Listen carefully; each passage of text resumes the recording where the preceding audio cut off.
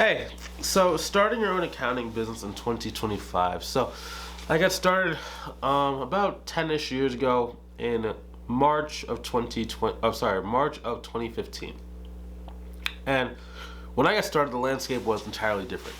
Business owners did not really understand why they need bookkeepers, let alone why or how someone could do it virtually. So for people today that are getting started, you have an exponentially easier time than what I did when I got started. Now for me, it took about 16 months to get to 17 grand a month in sales for bookkeeping and CFO services.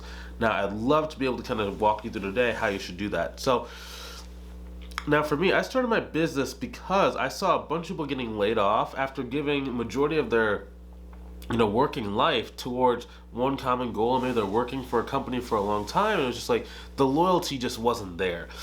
I was seeing people just kind of, it was like, you think that you go to school, you get a job, you work that job, you do the best you possibly can, and at the end of the day, someone could control your ability to provide, for your family, your ability to have peace of mind, and I just didn't like that. I didn't want that for myself.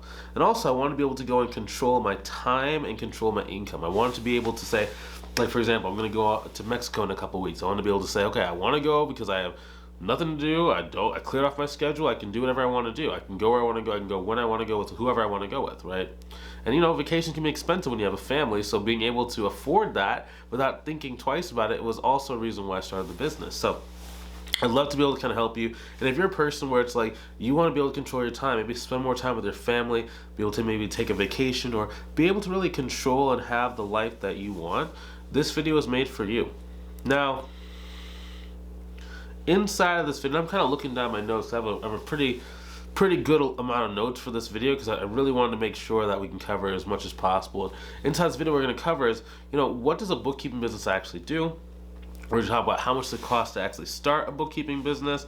We're also going to talk about the management style of a bookkeeping business, like what's actually important when you're starting out.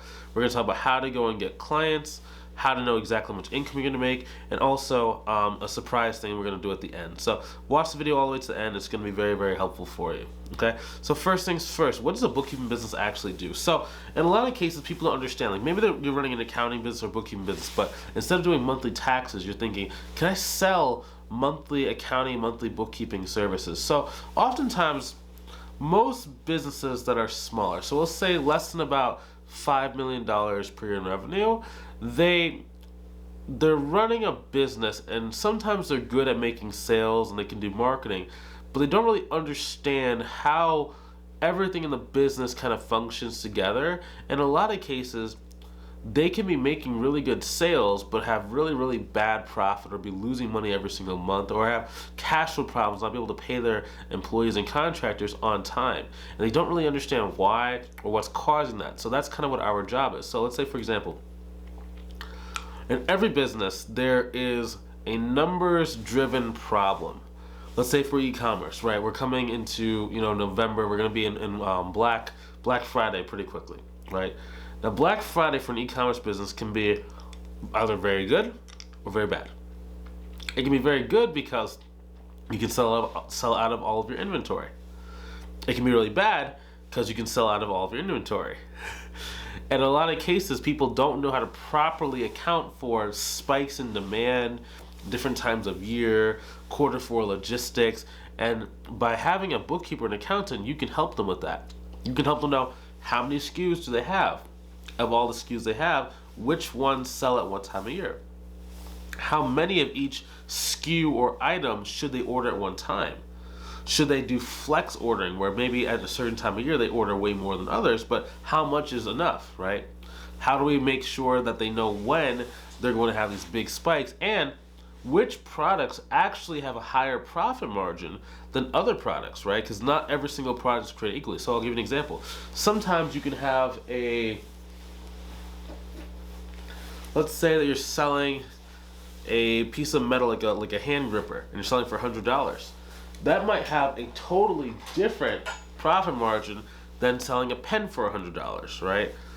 Now this pen is a little bit more than $100, but you get my understanding, right? So this product might only have like 10% profit because maybe it's using a special metal, they got it from this thing, and whatever. Versus this might take just regular metal and regular ink and they can get it for anywhere, right? So they might be making $90 per sale of this $100 pen versus they might be making $10 per $100 sale of this pen. So being able to help them understand that and help them be able to say, okay, so why don't we try and focus on selling more of these pens because it's way more profitable, and if you do that, this is the effect it will have on your business. It's going to make it a lot easier for them to actually go and grow their business and really make better decisions, right? A lot of people, they struggle too because like maybe, let's say it's a construction business, they don't know how to properly price out their job, right? So maybe they're charging too little because they're like, well, I want to charge a little bit so I can get this job. Okay, but if you get this job, will you be able to pay your people? Or how much are you going to be making? So instead of you making maybe 10%, maybe you're only making 1%, like, you know, net profit. If you make 1% net profit, is that enough for you to cover your fixed expenses or whatever? Yes or no? In some cases, that's no. So it's like, okay, so I know you want to get this job, but maybe you shouldn't, right? Because not all revenue is good revenue. And keep in mind too, like when you're first getting started, like you don't necessarily have to give advice, right? You don't have to advise people on what to do, but by helping them understand like the numbers, they can then make those decisions either with themselves or with their CFO or their CPA, and that's where you come in and add the value. Now, in the beginning, you probably should not offer advice if you don't have like a lot of skill set or you don't have very much experience doing that. But over time, you can start adding the advice in and you can start charging for that service. Now, that's one thing we teach inside of our mentorship program is how to start offering advisory services so that you can, you know, provide higher levels of value and charge even more money than what you're already charging to your clients, right? Now, next thing, how much does it actually cost to start a bookkeeping business? Now, this is going to be a very contrary to popular belief response, right? Because people always like, you can start a business with like, or online business with like no money down. You can, but you're not really gonna go that far. Let's just be honest. Like, you need to at least have between like $3,000 to like $7,000, or at least the ability to get that much in order to start your business. Now, you don't need to spend it all on one time, but the point is like, don't think that like, you know, you're gonna come in here, you're gonna spend like $10 and then you're gonna make like $100,000 a year. And almost every business model on the planet, so whether it's e-commerce, opening a McDonald's, open up like, let's say you open up like a Walmart, let's say you have like a car wash, there's an amount of money you have to invest up front or get a loan up front. There's some kind of sacrifice you have to make up front in order to go and get a return, right? Any person that's kind of thinking like, oh, I invest nothing, I get everything, that's not thinking like a business owner. That's really thinking like, for lack of better words, a civilian. Every business owner that's actually making really great money understands the principles of sowing and reaping.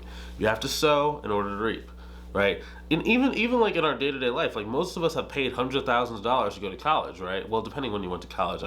We have some people that joined our program that was like 65. I think the oldest person we've ever had was like 70, right? But, you know, back then, things were a lot cheaper back then, you know? But what I have to say is like, yes, you need between like $3,000 to like $7,000 ideally. Now, again, a business is not great if you need money tomorrow. Okay? A business is about wants. Like what you W-A-N-T-S, wants. Right? It's about going from a good place and then getting to abundant. It's not about going from a really bad place into that. Now, for most people, in order to start this, you either have to have some kind of savings in the bank or you have to have a consistent income from somewhere else. So for example, we had a person join our mentorship program a couple of days ago, and while he's starting his bookkeeping business, he's running an online e-commerce, like an Amazon store, and he's making like $10K per month. So even though he's in college and he doesn't have a huge, like he doesn't have like a full-time job, he still has income from someplace else coming in, right? And that gives him the peace of mind to actually be able to go and make this business work, right? Because any business that you have is going to take something, you know, it's gonna take something. Now, yeah, so if you don't have any kind of like income or any kind of savings, you need to get a part-time job first. You need to get something, because like even if like, okay, so even if running this business was free, you still have like anxiety around like, how am I going to pay my bills, which will seep into your ability to do sales calls. It will seep into your ability to negotiate, and it causes you to make a lot more mistakes than what you otherwise would need to. So make sure you have some kind of consistent income just kind of coming in. And for most people, like if you've never done any sales or any kind of marketing, you're probably going to need to invest in some sort of coaching or some sort of mentorship program. It's just the reality of the stuff. And like, you know, I heard some people saying like, you know, coaching is a scam. It's like, you know, I've done me personally, I've done $150,000 worth of coaching programs, and it's just like the amount of skill sets you learn from this thing to be able to go and increase your earning potential is exponentially high. You know what I mean? So it's like, yeah, some people are like, oh, well, you know, coaching and courses are scams. It's like, it's really a scam. Like the definition of a scam is you buy something. Like, let's say for example, I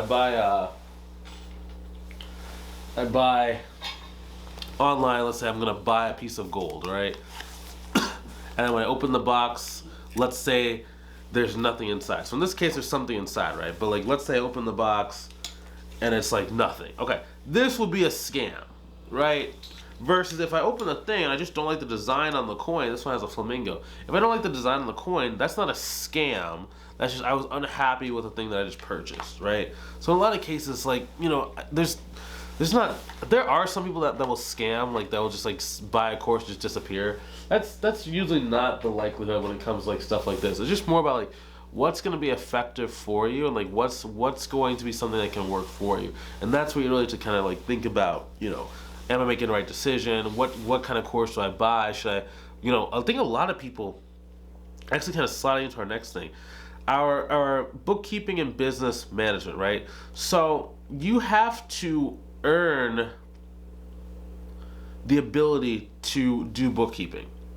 A lot of times when people are like buying these like courses and stuff online, they're buying courses that are like learning about bookkeeping or advisory services, or it's like, that's cool, but do that when you have clients. Like, you knowing, like, being an expert at bookkeeping is not the thing that's stopping you from getting clients. It's not. Like, the problem is you have no skill in marketing. Like, you don't know how to get your message out there. You don't know, like, let's say you do run into someone, you don't know how to actually get them interested in trying to work with you, right? Well, that's why people are like, well, I talked to this person and they just didn't want to do a call with me. Or I tried to give them a price, they said the price too high. Like, that's what you need to pay money to learn how to do, right? So it's like, in the beginning, buy courses on like, how do I get clients? How do I go and grow, right? Now, ideally, you don't want to do a course that's more than about the cost of 1 to 2 clients that will pay you in the course of a year, right? You don't want to like take like 4 or 5 years to repay like a course or anything like that. You want to make sure it's within striking distance of like 1 to 2 clients. So don't go do a course that's like, you know, $15,000, $20,000. You're not ready for that if you're just getting started. Now, remember, when you're starting out, it's about earning the right to start doing the actual service you're offering. So in the beginning, you're a salesperson. So you're 100% about getting yourself out there, 100% of the time, 100% of the time. Once you start getting clients, okay, now it's like 70-30, right? So now you got some clients. Now you're going to be spending like, 7% of your time is going to be getting calls booked. 20% of your time will be actually doing calls. And then 10% of your time will actually be doing the bookkeeping work. In that order of your day, too. So you want to do the marketing first, the sales second, and the client work third. That's how you organize your day. Now, again, this does not mean you have to do it in the morning. It could be just like, let's say you're doing work at midnight, right? So it's like, you do your marketing at 12:01, you do your sales at 12:30, then you do your client work at 12:45, right? And then you go to bed afterwards. Now, over time, of course, you're going to be able to do it more and more and more, but you never really want to turn off the marketing completely. You always want to at least have between 15 to 20% of your time on getting new clients, just in case some of your old clients go out of business or just something weird happens. Now, next thing is about like your business income. So a lot of people don't really understand that bookkeeping business income is about balancing, right? It's about balancing pricing and marketing. Because what a lot of people do is like they will do marketing that attracts people that are just like them. I want to say that like people that are beginning. Like, I want to help out the little person. I want to help out a new business. And like, that's cool. Like, there's definitely ways you can help, but they're not going to be the best quality clients for you to leave your job. Now, if you don't mind, like maybe you just want a part-time business where you make, $500 a month, $1,000 a month. But like, if you're trying to make significant income, make this like the full-time thing you do, you have to go after better quality clients from the start. Now, really understand, more clients does not equal more income. More clients does not equal moving towards your income goal. Let's say it like that. I've had students that I'll give you an example. One of our students named Joanne. So Joanne had, I believe she had like, at one point she had like 15, it was like 15 clients I think when she first came. And she was making, I think like, $4,000 a month. Or 15 clients, right? So the first client that we got inside of our program, that client actually ended up paying her $800 a month. That took her 4 days to get that client inside of our program. 4 days, right? So to basically go from, what was that, $4,000 to $4,800, that's a pretty significant jump for it, right? And the key thing there was learning what are the right clients to go after. Don't go after small clients. How do you go and get in front of them? How do you speak to them? And then really making sure she understood her sales process, right? Because marketing can either make your business or it can break your business, right? It's just one of those kind of things. There's not a lot of in between. It can break it by, you never getting clients. It can also break it by you getting the wrong type of clients and getting too many low-paying clients that suck up all your time and eliminate your ability to ever leave your job because you just can't stack enough of these clients that are low-paying to make enough money, right, to leave your job. So remember, marketing is bad, but also pricing be bad too, because you could get good clients, but if you underprice the good clients, and let's say a client should be paying you $1,000 a month, but you're really having them pay you like $200 a month, that's just as bad. So you have to make sure you're pricing adequately for the client you're working with, and market only to clients that can afford to pay the correct prices that can actually get you out of your job. Now, how to actually start getting accounting clients, right? So we teach 7 different ways to get clients inside of our mentorship program. For this video today, I'm just going to cover, let's talk about 3 different ways and 3 different paths, right? Because I'm assuming if you're watching this video, you're not inside of our mentorship program, right? So I want to help you out as much as possible. So 3 different ways. Now, most people when they're starting their business, they only go after what they're comfortable with. So they'll be like, oh, I use Facebook every day, so let me go and make a Facebook business page and let's post. Okay, that worked in 2007. That worked in 2011. It's 2025. The business pages don't do what they used to. Online, your job is to learn how to build relationships and have your content, if you make content, just make it easier for people to like you more. That's all you're doing when it comes to content online these days. It's not about you're not going a lot of people are afraid of becoming an influencer. And here's the thing. I've made 1,500 videos, right?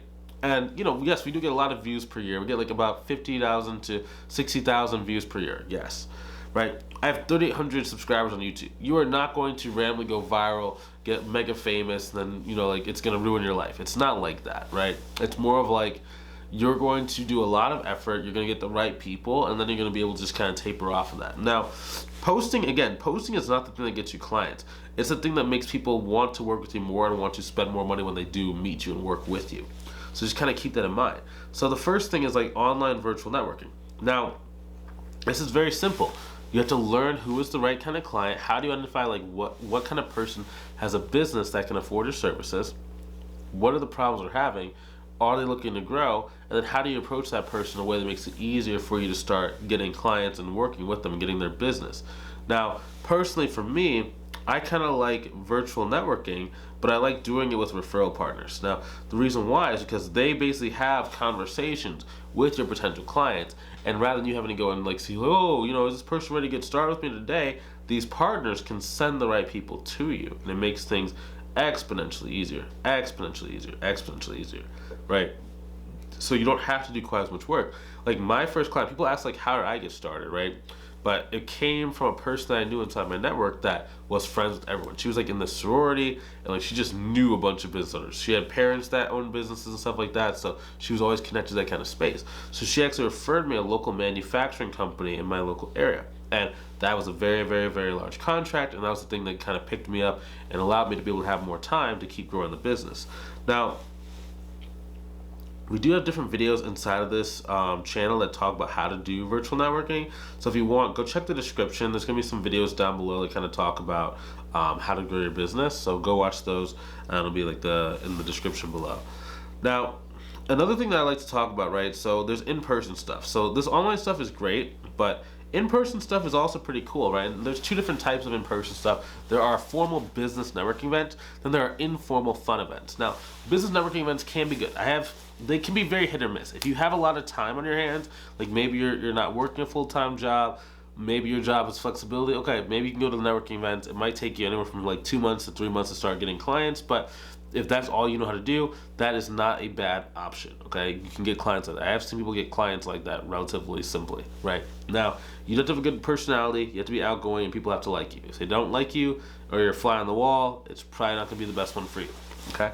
Now, what I like instead, right? Because I went to probably in my lifetime probably gone to like three or four business networking events. All the way that I've done in-person networking is by going to places that I would already want to go. So that's like cool restaurants. That's like I go to like dance conferences. I go traveling to like all-inclusive resorts. And I just talk to people in my like regular life. And naturally, I'm good at guiding the conversation to go after, like, once I see they own a business, they just start asking me questions about what I do, right? And then it's a very simple hop and skip away from them wanting to do business with me, right? And we have different scripts and different things we can kind of give you inside of our mentorship program to talk about how to do that. But in essence, all business is about, right, is just communication. So when they start asking about the business, you just tell them about the business and tell them stories about clients who you started working with and how you've helped them. And then they're like, oh, well, do you think you can do something similar for me? It's like, yeah, that's what I do all day, right? And now they want to do a consultation call. And it's like, yeah, if you want, let's set aside some time this week. Let's set aside some time next week to see if I can help you with your accounting or bookkeeping. Very simple, very easy. People say yes a very, very high percentage of the time. So you don't have to go and like be an expert at internet marketing. You don't have to go sit at networking events in the middle of your workday. It just makes things very, very simple. Now, if you're going to be doing in-person stuff, I would look into maybe having like some bookkeeping business cards. Now, if you need some bookkeeping business cards ideas, we can definitely talk about that. So when we're talking about the ideas for a bookkeeping business card, keep it simple. Just keep it as simple as possible. Like don't get all fancy. Don't worry about getting like super fancy colors. White and black, very simple. You need your name, your phone number, your LinkedIn. You don't necessarily need a website. If you do have a website, I would just have like a page on a website that maybe has an explainer video or an explainer like written kind of letter to the person reading it so they can understand like what they're going to get out of working with you and to book a call. If you have those, that's very, very simple. And once you have that in place, just start handing them out. Like for me personally, I really don't even walk around with business cards these days anymore. Like my business card is really my LinkedIn. That's the best business card you're going to have. But it does, maybe if you are working a job right now and you can't tweak your LinkedIn, then you should maybe have a business card so you have something to kind of present to people when you meet them and like when you run into them in person. And if you can do that and do like those three things, then growing your business is relatively simple because it doesn't have to take you that long to do it, okay? Now if you ever want some help learning how to grow your business, click the link inside of the description. The first link in the description will be a link to work with me, and you can see how I can help you inside of our mentorship program, okay? I will talk to you soon. Have a good rest of your day. Take it easy. And goodbye.